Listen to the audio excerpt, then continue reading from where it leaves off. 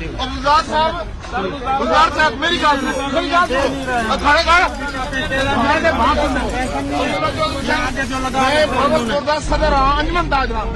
सुनो सर मेरी गल सुनो सर मैं आराम बुलाया मैं इस अद्धे घंटे दलील थी होने तो बाद एक ही नींबू मंगता था नींबू पैन अगर नहीं होना चाहिए फोटो सेशन कर दो बल दे सर एक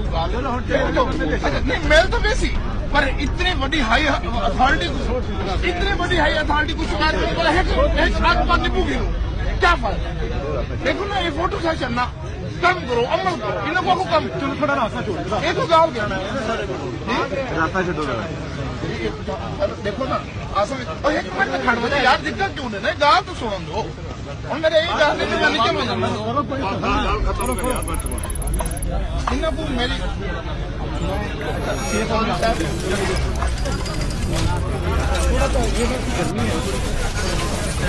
मैंने जाना है भाई अखबार कर दो